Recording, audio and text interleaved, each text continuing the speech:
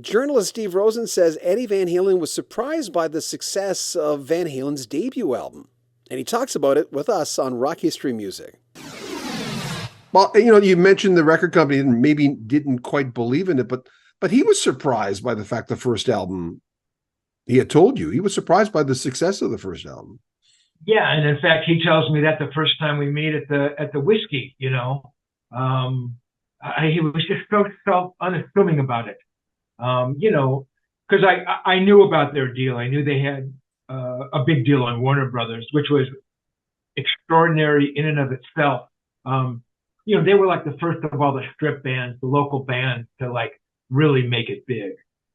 And Warner Brothers was such a, marquee label. They had so many unbelievable bands, these bands that I love, Sabbath and Purple and, Captain Beefheart, the Beach Boys, just amazing, So, I'd ask him about the deal. Goes, yeah, man, we got signed, and, I think we made a good record. I don't know how we're going to do, but I hope we do well, So that was how he looked at it. I mean, if you had just scored a major deal on Warner Brothers Records, man, would you have been that contrite? I'd have said, yeah, man, our band has got a fucking deal on Warner's. Isn't that amazing, He just never did that. Was he surprised by the success of the band? I don't know, man. I talk about it before, but he really understood who he was as a musician and that he was a very good musician. So I suppose one part of him was surprised and pleased by that, but I don't think he was that,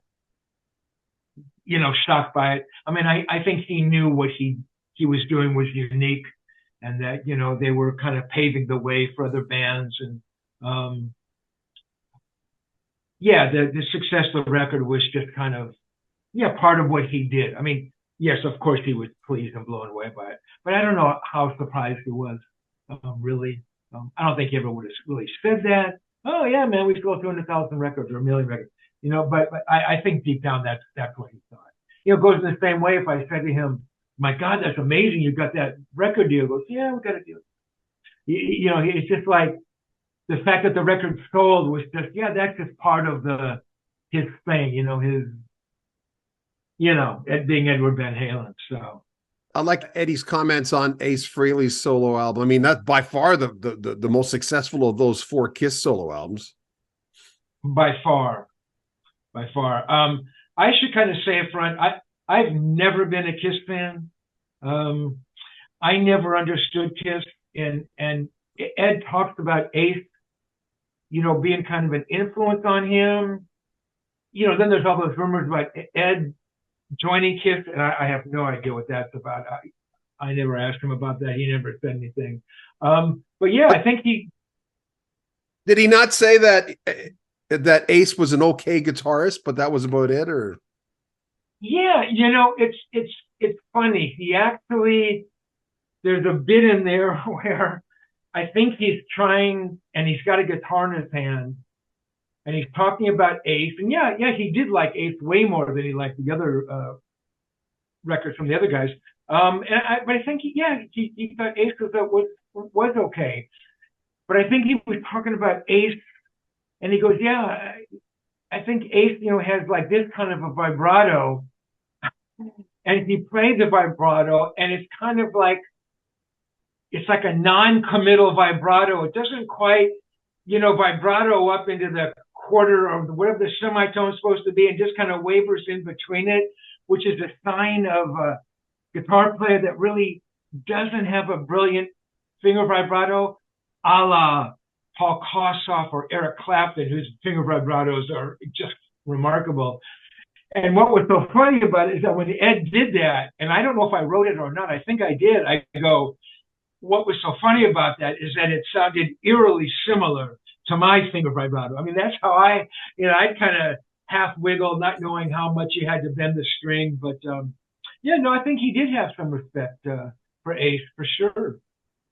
Well, New York Groove, I mean, who would have expected a Kiss member to release that as a single? Yeah, exactly.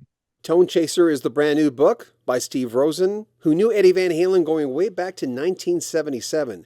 It's a great book on so many different artists. Ronnie Montrose, an interesting run-in with him, Paul McCartney, Joe Cocker, Led Zeppelin, AC/DC, most notably Bon Scott, Ritchie Blackmore. Now that's a colorful story. But mostly Eddie Van Halen, who he knew, like I said, going way, way back before the first Van Halen album was ever released.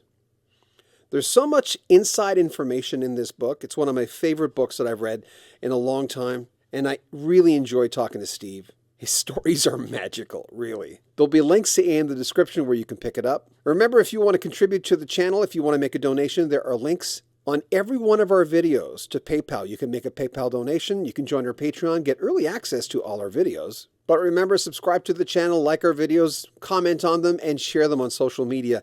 This is John Beaudin. More from Steve Rosen coming up in the next 2-3 days. This is Rock History Music. Take care.